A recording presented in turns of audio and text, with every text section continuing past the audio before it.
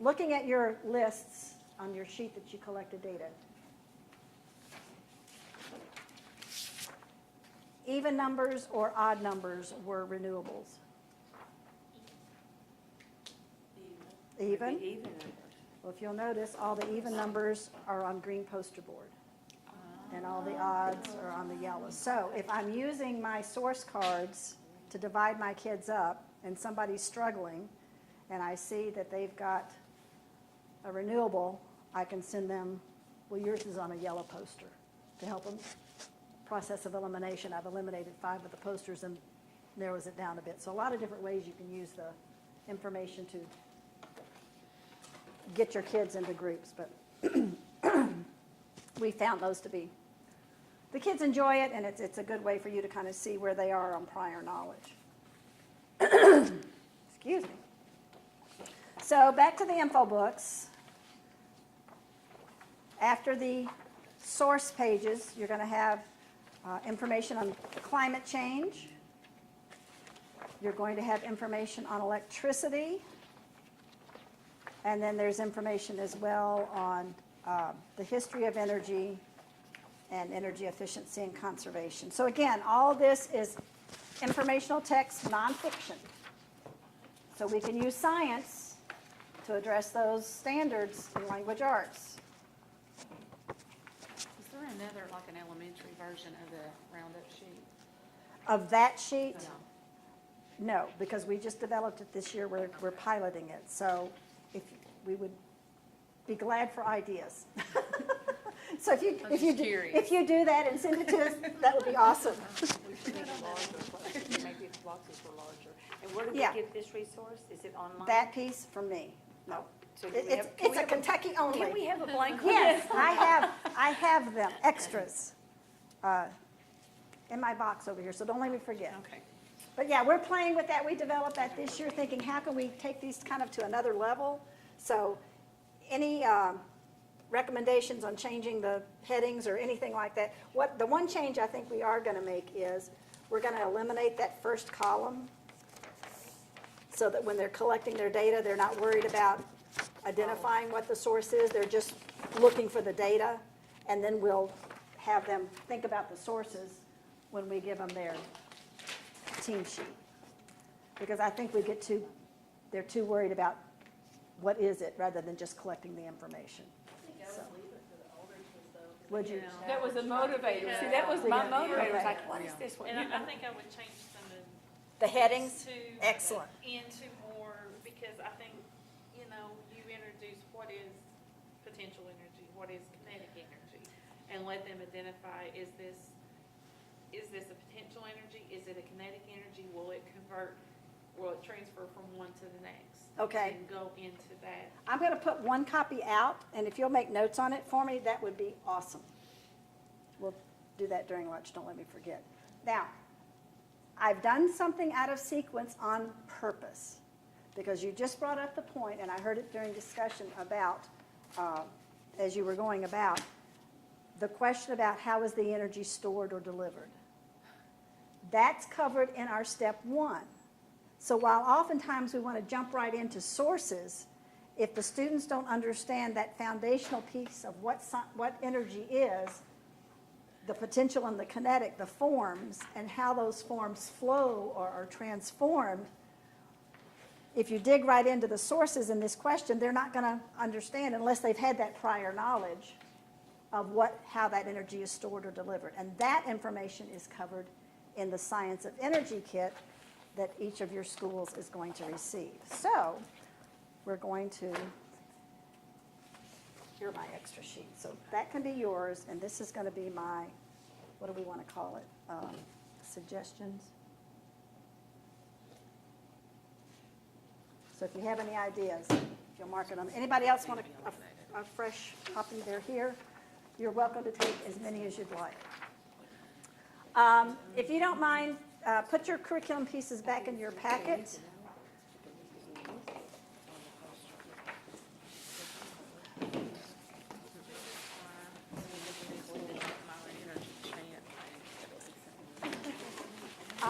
We have already ordered the kits. The grant that Bobby secured, purchased the kits for all of your schools. And when you, inside the kit,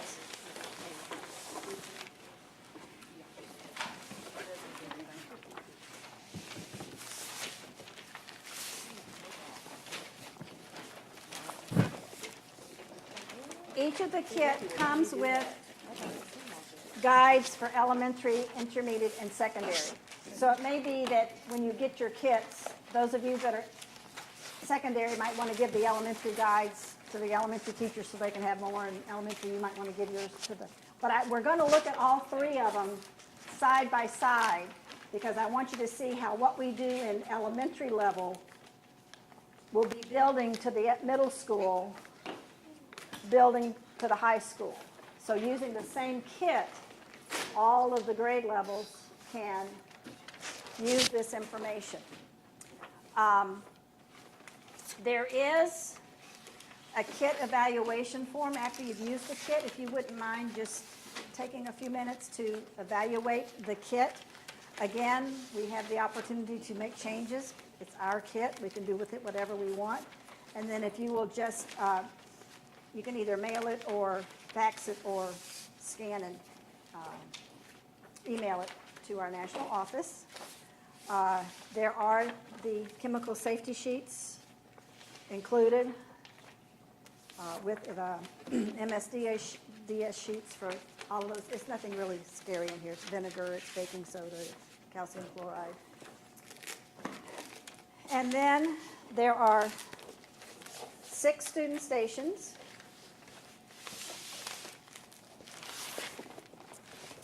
And 1 teacher demo. This is, in our program, the first opportunity for us to model the Kids Teaching Kids philosophy. You're my high school, correct? You're my middle school? And you 4 are our elementary? Yeah. I'm going to grab another elementary out of one of the boxes so you can see it a little bit easier. We've already been talking earlier about forms of energy. We have a kit, we have a primary science of energy kit, but it's basically looking at using tools, how to read a thermometer, how to measure balance and scales. This one is more content-based, and then we have our Energy Works kit. Okay, I'm going to mess you up again. If you get your catalog back out.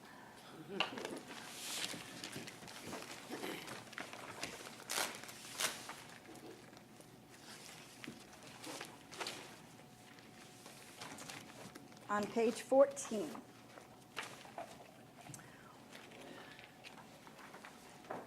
Forms of energy can be divided into 2 categories. What are those 2 categories? Potential and kinetic. What is potential energy? Stored energy. Energy of position, gravitational energy. Kinetic energy, energy and motion. The motion of waves, electrons, atoms, molecules, and substances. All right, so when we're talking about transformations, we have to know what the forms of energy are. At the primary level, potential and kinetic, that's good. We got that down. But as we begin to expand our knowledge, we need to understand the breakdown of potential and kinetic. So on the potential side, the first form of energy you see is stored chemical energy. It's the chemical energy that's stored in the bonds between atoms and molecules. And this is the statement that kind of blows the kids' minds. Gasoline and a piece of pizza are examples. How? So get those. All right, more specifically, where did that chemical energy come from? All energy comes from the sun. All energy comes from the sun. What's going on in the sun? What's creating that energy?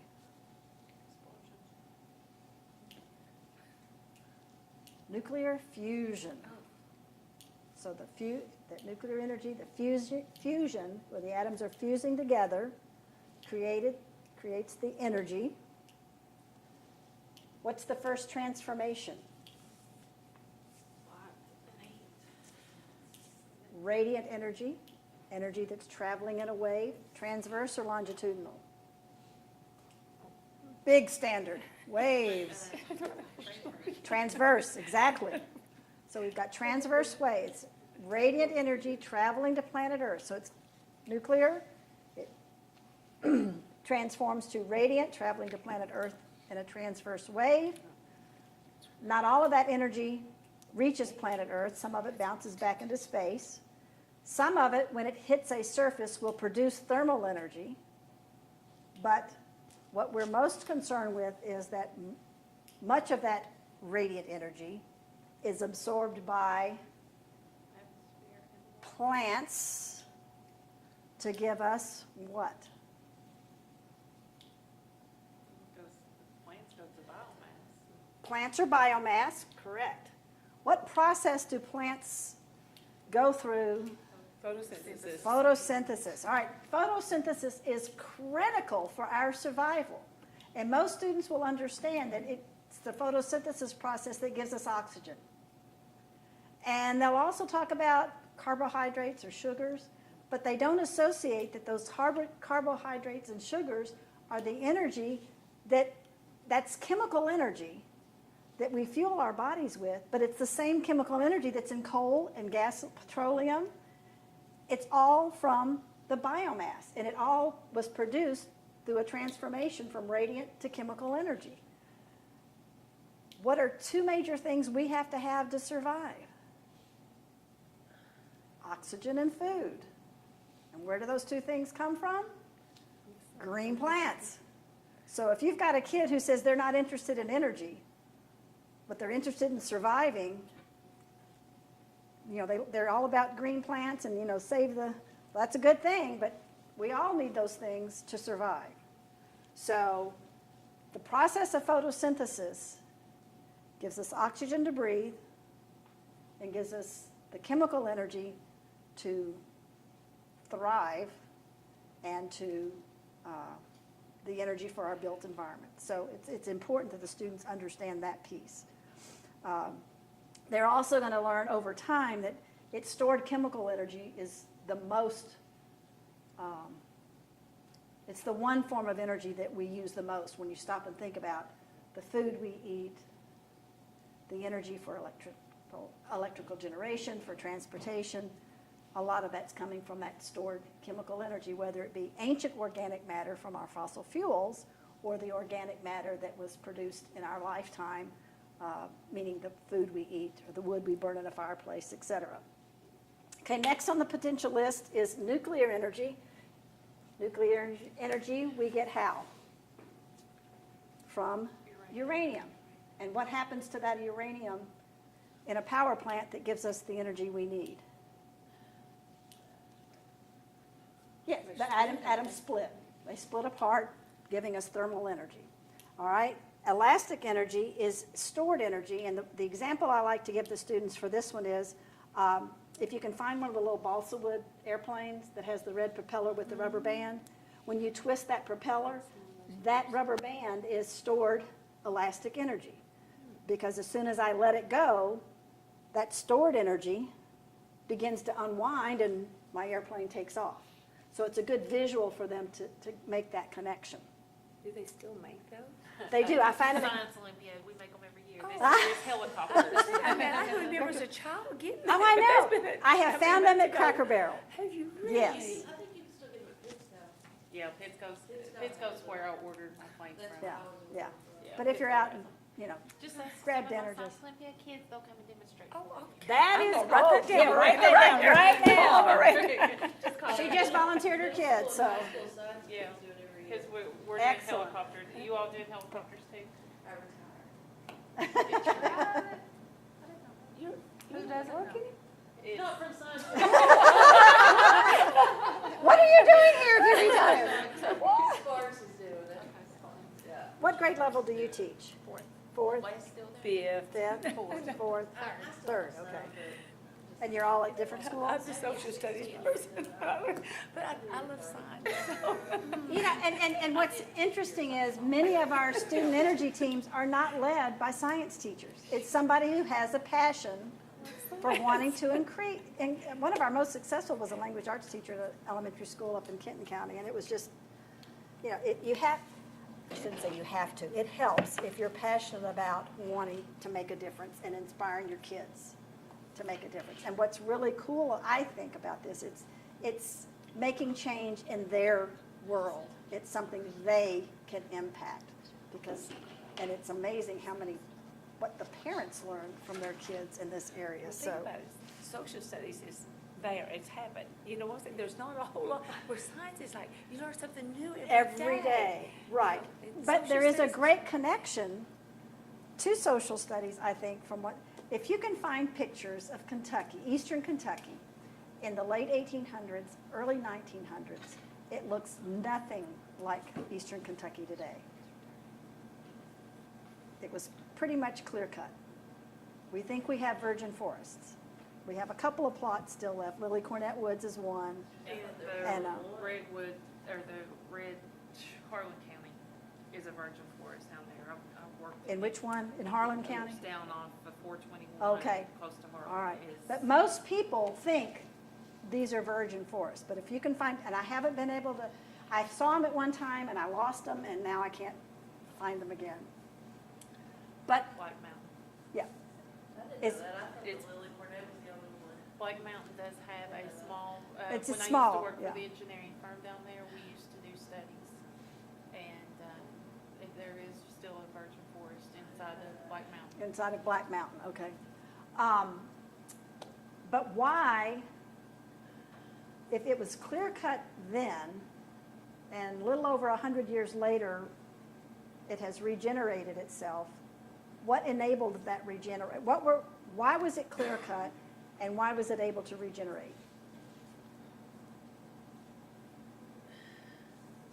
It has something to do with energy.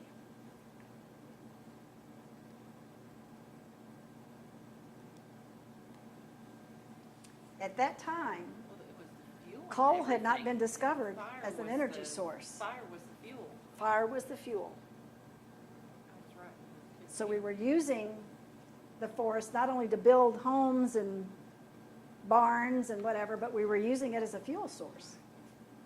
And once we discovered coal as a fuel source, so in a way we can say coal helped reforest eastern Kentucky. And that's a piece of history that I think's lost. So with that information, now the students can begin to see and could even study that process. How did the discovery of coal help to restore, regenerate the forests of Kentucky? More on that later. All right, and then the last one for potential energy is gravitational potential energy. And the biggest example in the world of energy, of course, is a hydro dam facility, Wolf Creek, where you've got, or Laurel Dam, or, does Cave Run have a dam on it? It has a dam to It make has the a lake, dam, but not but for not generation. Not for generation. Right, so flood control, yeah. A lot of our original dams were more for flood control, and then we discovered that we could generate, so they've either been adapted. Several of our small dams on the Kentucky River are being adapted with small generation facilities. But again, you don't have to pay for the water, but you have to build the facility. What's a negative? Flood habitat. Flood habitats, homes. You go to western Kentucky, and it's a huge piece of their history. When Kentucky Dam and Lake Barkley were built, the homesteads were, devastated, and it's still very much a part of their culture that area was pretty much decimated. Have you done Project Wild? Project Wet?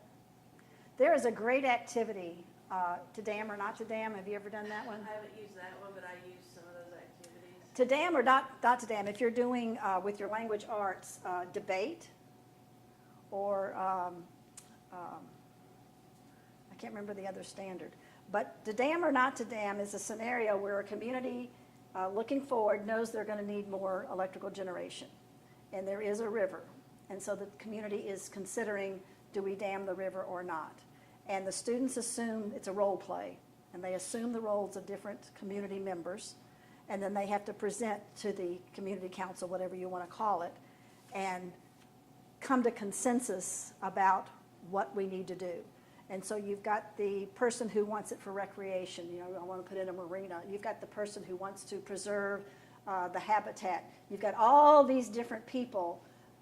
And the students, it gives the students a really good vision of all the different perspectives that come into play when you're making a decision for a community that's going to impact the entire community. So it's a really good one, I think, that helps students see that the issue is this, but there are opinions and perspectives on all sides, and we need to think about those things. It's not clear-cut oftentimes when we're making a community decision. So that's one of those pieces. The other piece about gravitational energy, for the younger students, we talk about, a rock at the top of the hill, which way is it going to fall? Gravity is going to pull it down. So it just kind of gives them that idea. And then over on the kinetic side, we've already talked about radiant energy, electromagnetic energy that travels in a transverse wave. Light is one form of that, but it's not the only form of radiant energy. So if you've ever had an X-ray before, that was radiant energy.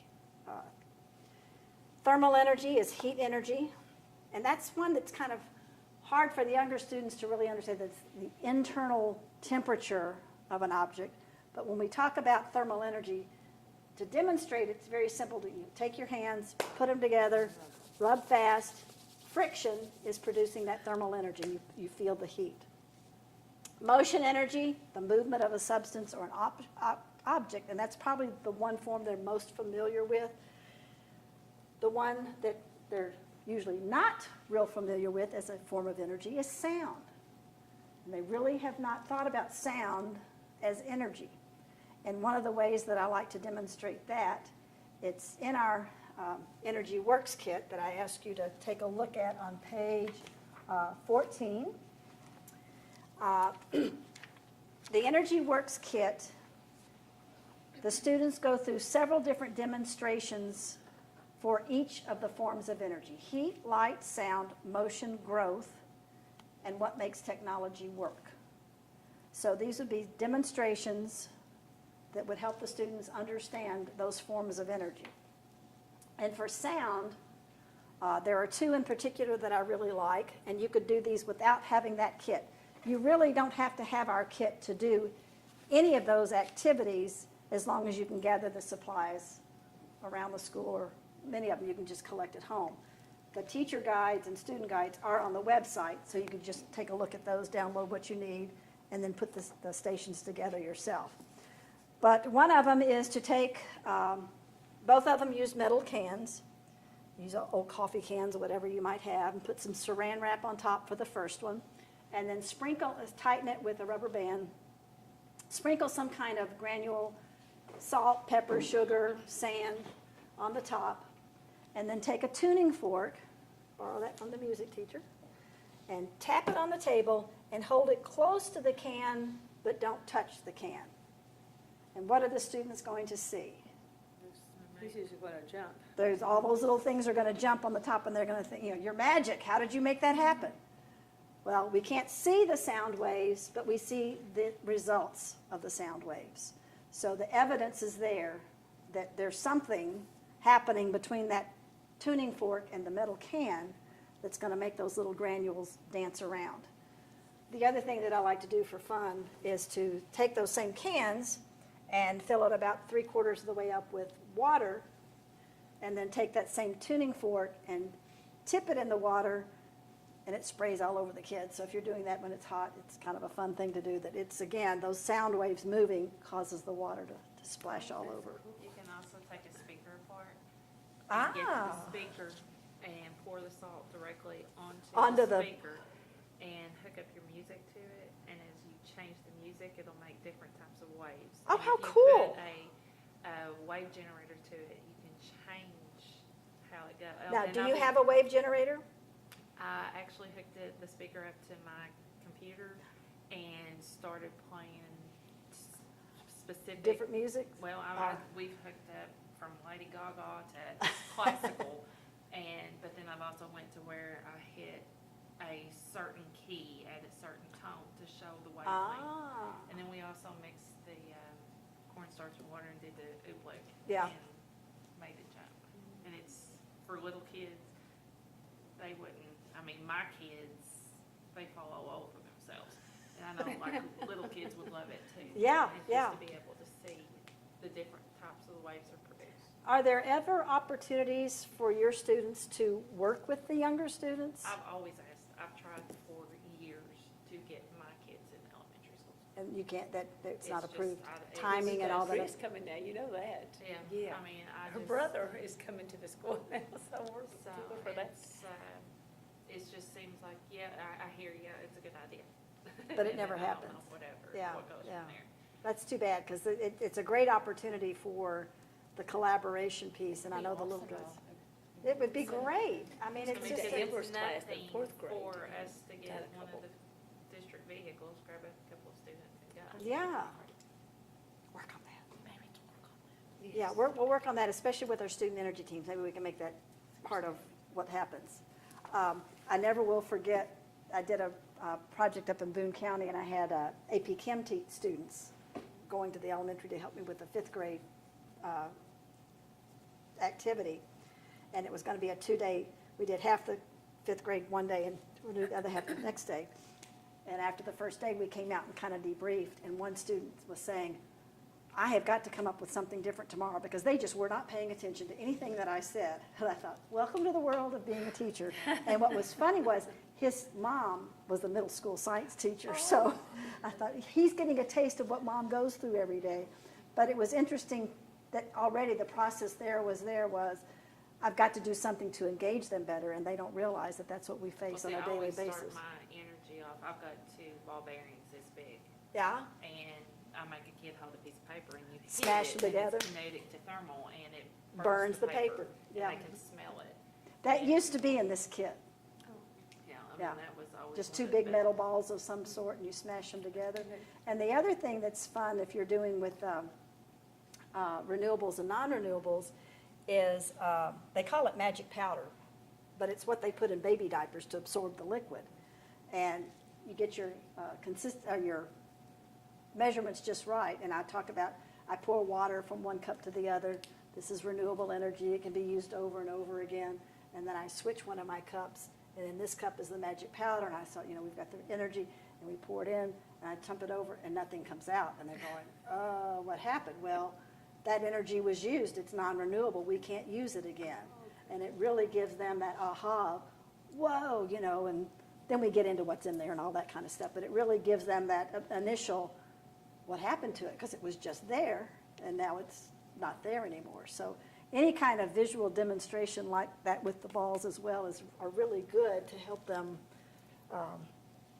I think part of it is we tend to forget sometimes that different students have different learning styles. And I'm very visual, so I need to see and touch, where some students I'm can not just read it. auditory. Do what? I'm not auditory at Oh, all. yeah, but, I don't hear anything. and if I'm not taking notes when I'm reading it, I'm not comprehending anything. It's just, I'm reading it, but it's gone. So just trying to find different ways to demonstrate energy to the students. And then the last piece there is electrical energy. And the big thing to remember about electrical energy is that it has to be produced from one of the other forms. It doesn't come to us in a natural form. If it did, we wouldn't have coal-fired power plants or hydro or wind or any solar. We wouldn't need those because we'd have it in the natural world. If we're ever able to figure out how to harness the energy in lightning, it's a possibility, but then it becomes a storage issue. Because electrical energy, it's not like gasoline that you can store it in a tank till you need it. If you don't have batteries to store it, it's lost if it's not used. So electrical energy is a form of energy, but it's what we call a secondary form because it has to be produced by one of the other forms. We're going to come back to the back side of this in a little bit, so don't lose it. the forms of the Energy Works kit that is listed there in the catalog, as I mentioned, it's demonstrations on heat, light, and heat being thermal energy, sound, motion, and growth. And that's what the students need to understand before we can talk about transformations. So we're going to get into the Science of Energy kit. That is the kit you're going to receive, but we're going to take a short break, refresh your beverages, restroom break, and we'll come back in 5 minutes. And I was estimated lunch at 11:30, but a couple of your schools have big orders, so they said it might be a little later than that. Oh, really? Yeah. Yeah, who's ordering pizza? There's nothing Pizza. special. I had never heard of it before, but evidently it's been around for a long time. And the best way to, or one way to describe it is, it's very similar to the old telephone game that we used to play. You know, one person would start a message and you'd send it down the line to see how it ends up at the end. But this has more of a visual component to it. And we introduced it or used it as a way to, in DC, it was as the water cycle. And the students were shown this particular design, and these are the student designs that were produced. Now, how did that happen? Well, the team is made up of 3 to 4 students. There's a seer, a runner, and 1 or 2 doers. So for our workshops this fall, we did the forms of energy. So we made the designs. We divided our group up into those different teams. And amongst the team, there was a runner, a seer, and 1 or 2 doers. The masters are put in either another part of the room or maybe hung on the wall outside.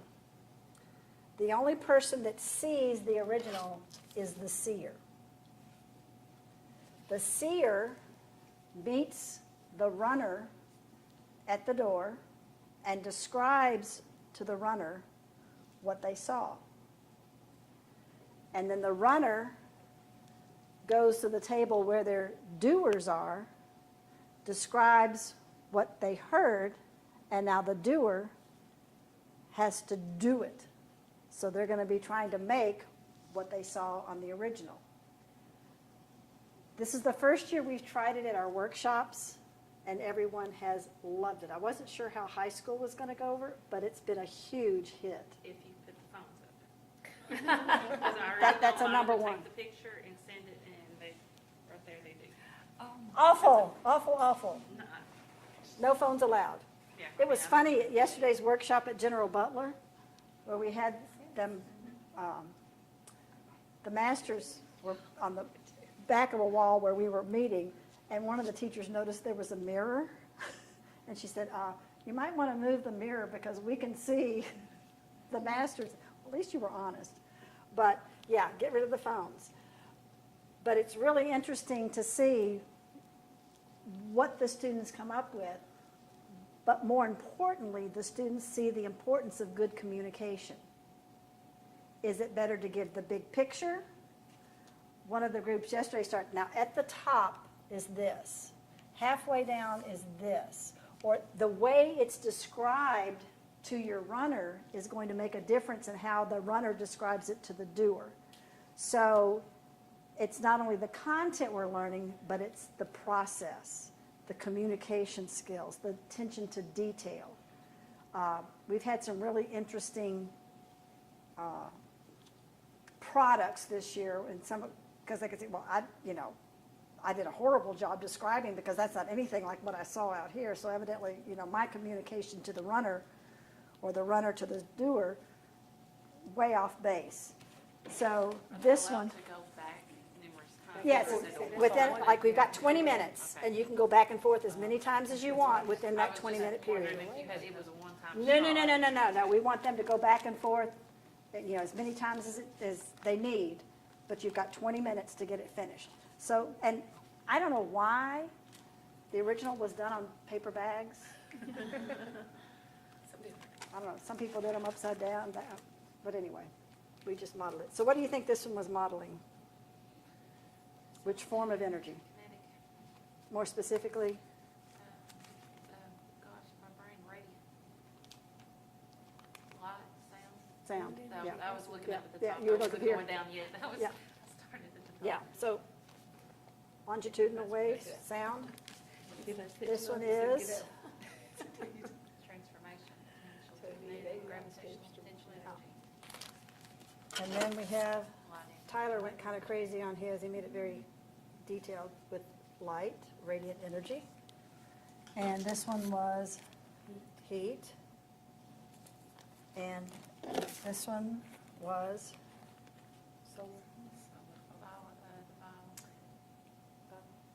what do you think's happening here? Photosynthesis, which would indicate growth, yeah. Now, these we labeled with the parts, so this could be used as an introductory piece. This one, the parts weren't labeled, so as a culminating addition to this, once they get it put together, then they would label the parts of photosynthesis, so it would be complete. So again, just a different modification. Would need much simpler versions at the elementary level, but they could certainly do this at the elementary level. These were designed more for middle school, high school. And this See, Run, Do activity is in your games and icebreakers. It's one of the new activities for this year. And you can use it. It was originally designed, when I looked it up, it came up as a math activity, but we've also seen it as a language arts activity. So it can be used, for multiple opportunities, not just for the piece we've designed. So once our students, we're confident that they understand what the forms of energy are, we've got the potential and the kinetic, and then the breakdown from there, I'm ready to introduce energy transformations. And in your packet, you're going to have a teacher demo. The teacher demo is going to come with 2 demonstrations. And we use these demonstrations to review the forms of energy. So again, that's the 7 times we're repeating over and over and over again. We're going to get it. These 2 demonstrations are going to show students examples of energy transformations. The first that we have here are going to be using, whoops, that thermometer didn't survive, did it? We'll have to pretend. And when you get your kit, you're going to want to inventory the materials that are in there so that you make sure everything is working order before you get started. So we have 2 containers of sand. If I hold them up to the light, you can see that what's different about the 2 containers. The amount of sand that's in the 2 containers. So how do you think we can demonstrate energy change or an energy transformation using these 2 containers of sand? And the thermometers might be a hint. And what's that going to do? What's our change? Friction that's going to do what? Heat up the molecule. Provide us with some thermal energy. So we're going to use motion to kinetic that's going to produce some thermal energy. So in my classroom, I would have set this up ahead of time. The containers have been in Bobby's car all night, so they're not quite to room temperature yet. But how many of you are using science journals or science notebooks? Anybody? Good, good, good. One of our teachers had the chance to do an internship at the Library of Congress a couple of summers ago and came back with pictures of the science journals from Einstein, Thomas Edison, and Ben Franklin. And it really opened my eyes to the value of a science notebook or a science journal from the student perspective. Because what we saw were an initial idea, like an hypothesis. But then we saw pages and pages of exploration, ideas. Things changed until we came to that final conclusion where the light bulb was discovered or whatever else they were investigating. And what it opened my eyes to was that a science journal is one of the few opportunities that I'm aware of where students have the freedom to think and have ideas without the fear of the answer being wrong. You know, most of what our students do, there's a right and a wrong. We're looking for the right answer to the math problem, or the right date in history, or the right diagram of the sentence in language arts. But a science journal can be an opportunity for the students to explore a thought process of, here's what I think, now let's explore. These are my thoughts as I go along. In the end, we want them to come to a proper conclusion or to the fact that it's actually demonstrating. But to think about the opportunity then for that science notebook or that science journal to let them explore. Now, we want to be sure that they're adding to their journal on a regular basis, but not necessarily checking it for a grade. So that was a one piece that kind of jumped out at me. Another opportunity, I did a workshop up in New Jersey, and the middle school science teacher brought her language arts partner with her to the workshop. And they were trying something new that year, this has been 2 years ago, where the final product in their science journal, when they came to their conclusion, they explained the process, they explained the data, the students were getting 2 grades on it. One was a language arts grade for proper grammar, spelling, sentence structure, and then the science teacher was checking it for the science content. So one document, product from the students, was being looked at by 2 different teachers. So I asked the language arts teacher, I said, did you do this willingly? She said, well, not really. You know, I'm not a science person. That's the first thing you hear from people who aren't comfortable in science. I'm not a science person. But she said, once my teaching partner explained to me that I didn't need to know science, I was just to look at the students' work, look at it for the language arts standards, let's give it a try. And she said, what's developed is I'm learning a lot, and I have a better appreciation for the science, and it's working great as far as the students aren't having to produce something for me that's just a product because I need to reach a standard. It's actually relating to something the students are studying in science. So again, that cross-disciplinary opportunity, I think, is one that would be beneficial for the students and for us as teachers as well. One of the things that I think we do a disservice to our students is we tend to teach in compartments, but our world is a big picture. And if we taught holistically and didn't compartmentalize, you know, you study geology or you study biology, but we never connect the two, then it's just a bunch of knowledge, but what's the bigger picture? And the thing that stands out for me in communities where we have the signs on the drain that say don't dump anything down the drain, it's going to, well, if the students understood the water system, we understood watersheds, we wouldn't need to put those signs in there because the students, the families would know, oh yeah, we put it here, it's going into this creek, it's going into that river, that's going into the Gulf of Mexico. So teaching holistically, I think, would be help our students have a better understanding of the planet that we live on. And we'd have a better understanding when it's time to make decisions about energy.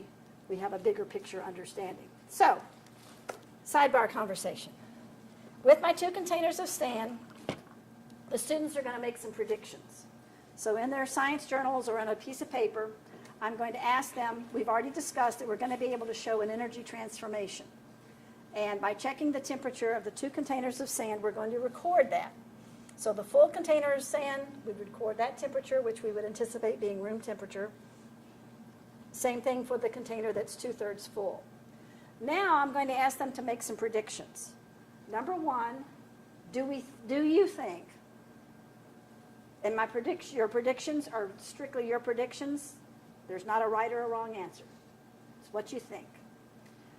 Do you think the temperature is going to change?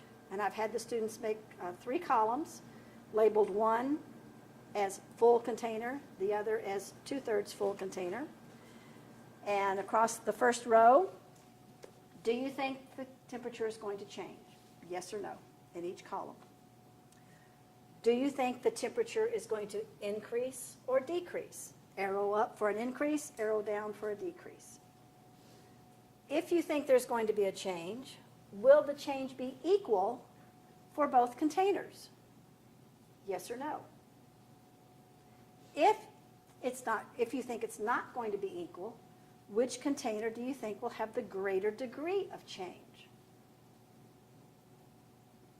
And then we take the thermometers out, we put the lids on, and we start the demonstration. So typically I will start one container at one side of the classroom. I'll start the other container at the other side of the classroom. I will ask each student to shake vigorously for 15, to the count of 15, and then pass it quickly to the next person. So the containers are going to go around the room. Now, when we get to the opposite sides and we're ready to test by checking the temperature, what's one thing we need to do before we check the temperature? The containers are now on opposite sides of the room. We're going to check the temperature. We want to keep our variables stable. So what do we need to do? Make sure the same thermometer is checking the same container of sand. So if this container is now over here, I need to move this thermometer here, and I need to move this thermometer here. Did we predict that there was going to be change? Yes. Did we predict an increase or a decrease? Thumbs up or thumbs down? Increase. Yes, thumbs up. All right. Was the degree of change, did we predict it to be equal for both the containers? No. No? Which container did you predict would have the greater degree of change? This is where it gets interesting.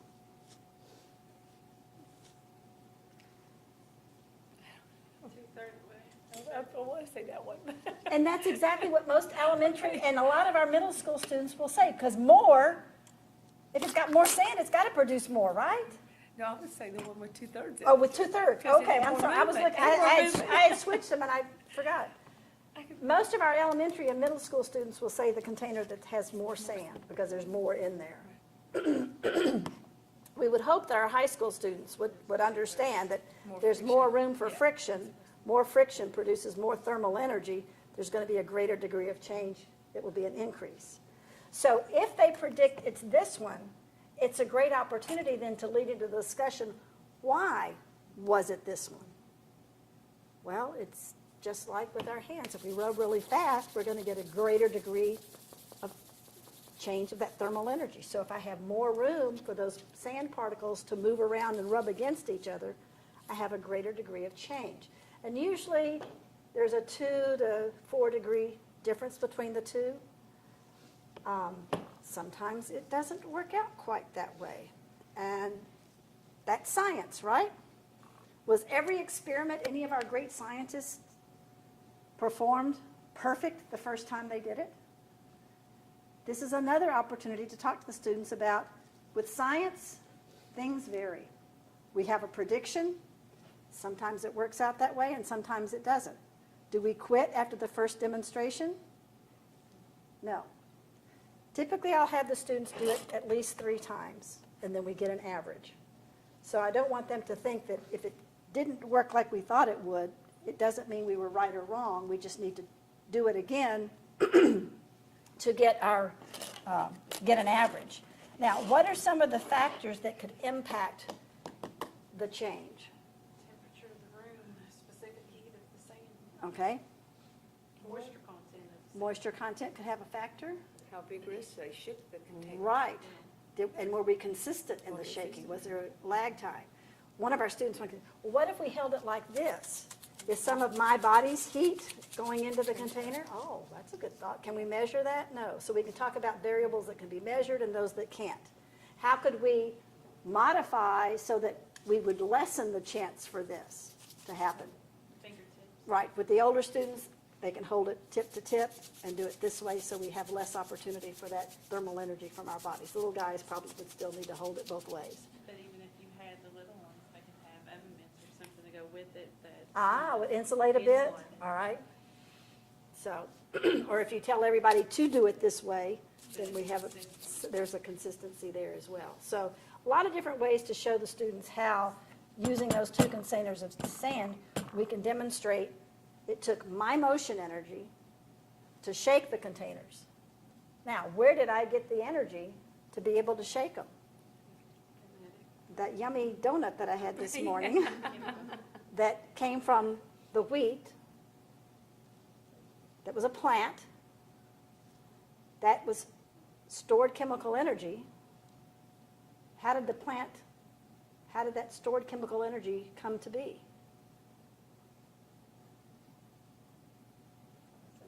Photosynthesis, exactly. So we're tracing the energy flow all the way back to the sun because through photosynthesis, the plant was taking radiant energy from the sun and converting it to chemical energy through photosynthesis. And that radiant energy came from the nuclear energy that was being produced by nuclear fusion in the sun.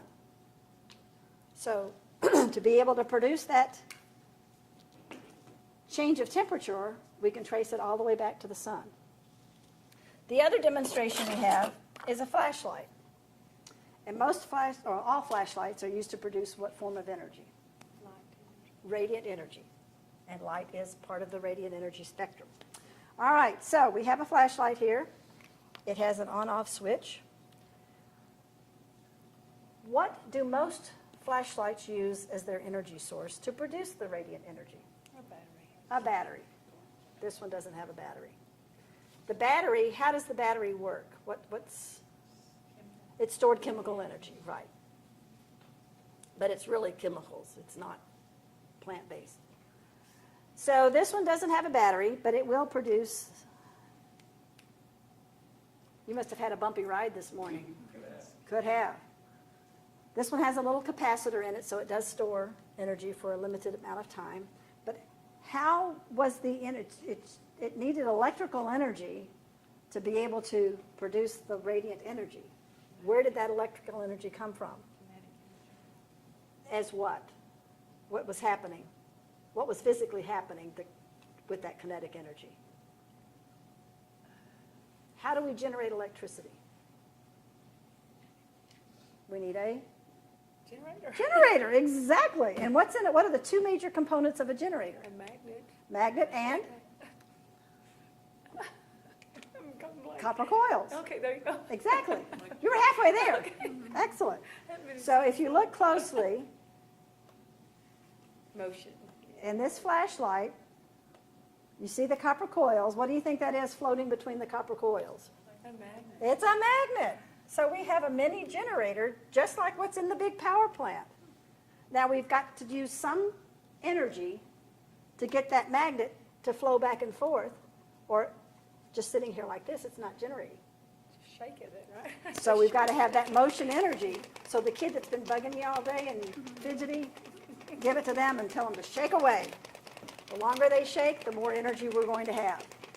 Now, this will eventually use all of the stored energy.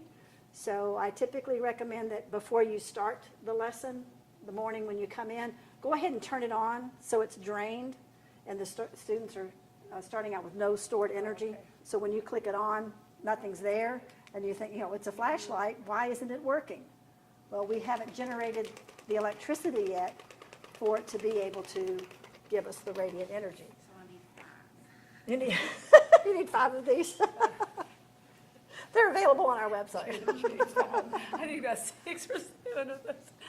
Okay, so I have to ask you about a flashlight. Yes. Can you actually crank it? Yes. I'm dying to take it apart, but I won't because I use it all the time. Right. So it doesn't have the shaking motion, but you crank. But you so crank what- it, and inside, The motor. Oh, Oh, okay. Well, and what too, there is one, and we used to use them, but the manufacturer, the product was, what is it? It just didn't last. They started using cheaper materials. But I've heard that REI and some of the camping stores will sell them, and it's a crank like this. Does yours do No, this? mine's actually Yours- like a well, okay. crank, yeah. Well, this one has a hand crank, and it's great because it's connected to the gears, and those gears cause the magnet to spin between copper coils. Oh, okay. So if you can, and they're see-through. That's what's so great about them. So on one side, the students are seeing those gears spin as you crank, and on the other side, they're seeing the magnet spin between the copper coils. So, and then now those typically don't have a capacitor, which is really cool because as soon as you quit cranking, there's no more light. So if students see the direct connection between, if I'm not producing the mechanical energy or motion energy, there's no generation going on to produce the radiant energy. So either one of the, and even your crank, if you stop cranking, there's no more light. No, it'll last for a so while. it must have a little Yeah, capacitor in it does, as well. does, yeah. Yeah. But if you'll start out with it, nothing, and it probably doesn't have an on-off switch. It does. Oh, it does? So turn it on, It does. and if there's nothing stored, I'm gonna take this sucker apart. I've been wanting to. and they have wet radios that you can crank like that away, Yes, and a yeah. couple of other things. I think I know for emergencies they have some different items that are cranked. So if you don't have electricity, you can still. I think my husband's got an air compressor that does that. Oh, really? But this is what's in the teacher demonstration. Up and down. He works road construction and they have. Oh, like, okay, there's yeah, emergency, yeah. I think And that's where we're seeing a lot of the photovoltaics too, and the solar. She's like, is- they have a foot tank for air Uh-huh. or something that they have that they can portable do it if they have to. I bet, yeah, that would make sense. Whose ever kit this is, I owe you a new thermometer. So this is the teacher demo. I'm modeling for the students what they're going to be doing for each other.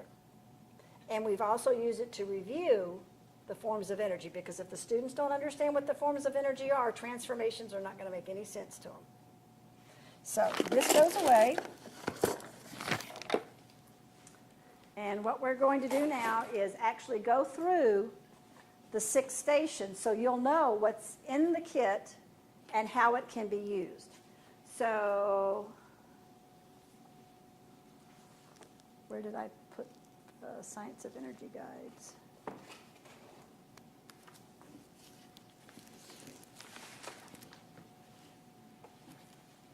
I put them somewhere. Something else fun to do, it's called a heat engine. For what? You take a little piece of fat off your jeans, we're talking like that. Okay. And you put it in the bottom of it, and it is a tube, and it's all friction, and you hit it really hard, and it produces Yes. a lot of Thank pressure. you. Thank you. Flame. And you What was just- that again? It's heat engine. A heat engine. I also show it, you take a sock fuzz, jean Oh. fuzz, and you take the smallest little piece, and it's a tube, and it's got an O-ring on the lever, Okay. on the handle. So you're doing your kinetic, and you're forming the friction, Mhm. is creating a high pressure, and the pressure will ignite the fuzz. Now, wouldn't that be great for your little guys? Wouldn't they just be fascinated by that? We turn off the light and we turn our phones on slow-mo, and, I mean, it They can flames s- up the whole thing. and That then go is back and cool. show. And it's a good energy transfer too. The other, another one that we've done is to burn a potato chip or a Cheeto or something, and it'll actually burn to show that there's stored chemical energy in the, A piece of banana Yeah. with a pecan and stick it in there, and it looks like the little Baltic candles. My dad was a physics, chemistry teacher, and he would do that. He'd come in and everybody would be burning, he would burning it as they come in, and he would blow it out and eat it, because it looks like a Baltic little candle. But it was a banana and a pecan, and he lit it, and the oil from the was- pecan would burn, Yeah, and then he would just- it would roast his pecan. And they, oh, how funny. I bet he was a cool teacher to, yeah. Good bit. So, elementary, and I'm going to get another one out of the box. You've got the secondary, Yes. and you've got the middle intermediate. If you will turn, please, to, let's just flip through it real quick, because it's different pages in the different guides. But there is a list of the materials that come in the kit, and then there's a list of the materials that you'll need to provide. It looks like a long list, but it's typically things that you already have. So take a look at that right quick while I get the other. Scissors, vinegar, water, it's not a hard list. Well, like here it says, safety glasses, sealable plastic bags, cup of hot water. I mean, those are just, yeah, they should be in your layout if you have a science class, material. Not source thing. Did you hear what happened? No. What happened? There's storage.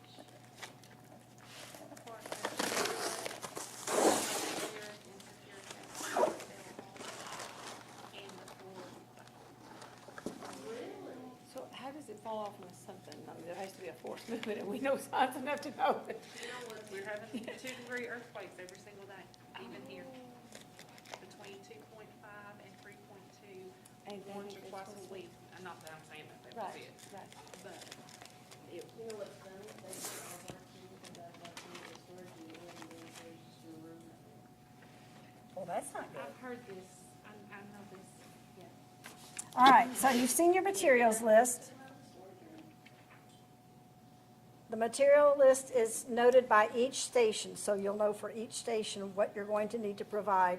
I typically have what I call my supply table up front with extra supplies. Part of the facilitation of this is kind of helping the kids, especially the elementary, get a sense of what it's like to be a scientist. You know, you're going to a lab, you're doing some demonstrations. So the things that are in the box, in the kit, they will receive, and then they'll have to get extra supplies if they're needed for that station from your supply table. In the elementary version, we have added to the teacher guide background information on the content. We are well aware, I'm a former elementary teacher. My science background was 3/4 of zoology. Now, how did that help me be a better science teacher for the elementary level? So I was very weak in the area, had no training in energy whatsoever other than photosynthesis.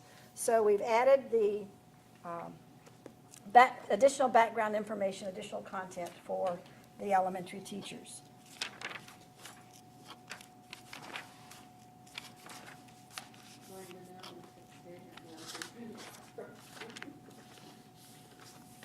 There should be a page that looks similar to this in the intermediate and secondary versions.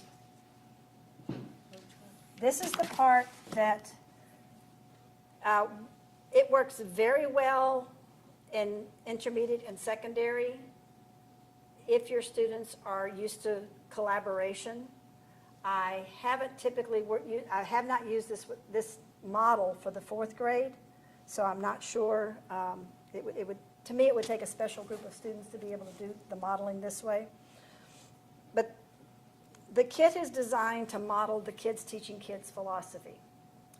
So I would divide my class into 6 groups, and I'm going to strategically place those 6 kids because they're going to have to work together to be effective. And the goal at the end is that they become experts on their kit, their station, and then they demonstrate their station to the other members of their class. And part of their assessment is how well they teach that station, so that when everybody's finished, they understand the transformation that occurred or was demonstrated in that station. They do not do it in a large group lecture type setting. So let me explain. Day 1, after I've done my teacher demonstration, and they are now in their small groups, every station has a station guide. And